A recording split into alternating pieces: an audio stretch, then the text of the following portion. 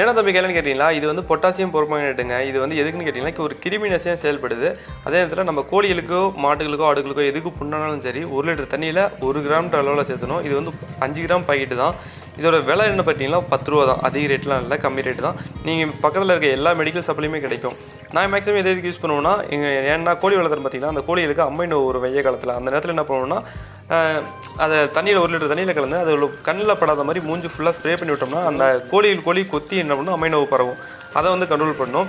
அதே நேரத்தில் புண்ணுங்களில் ஸ்ப்ரே பண்ணலாம். அது மட்டும் இல்லாமல் நான் என்ன பண்ணுவேன்னா, கட்டுத்தரைக்கு ஒரு வாட்டி என்ன பண்ணுவேன்னா 15 நாளுக்கு ஒரு வாட்டி இதை தண்ணியில் ஒரு 10 லிட்டர் தண்ணியில் 2 பைட்டுன்ற விதத்தில் கலந்து ஃபுல்லாக பட்டறைக்கு மேலே அப்படியே மண்ணில் எல்லா இடத்துலையுமே ஸ்ப்ரே பண்ணி விட்டுருவோம். ஏன்னு கேட்டிங்கன்னா, கோழியோட எச்சத்தில் இருந்துமே நோய் பரவும். அந்த எச்சத்தில் இருக்க கிருமிகள்லாம் அழியறதுக்கோசரம் நான் 15 நாளுக்கு ஒரு வாட்டி இது மாதிரி ஸ்ப்ரே பண்ணுவேன். ஏன்னா கோளுங்கள் இருக்கிறதுனால அந்த எச்சம் அதில் ஒட்டிகிட்டு இருக்கிறது சான்ஸ் இருக்குது.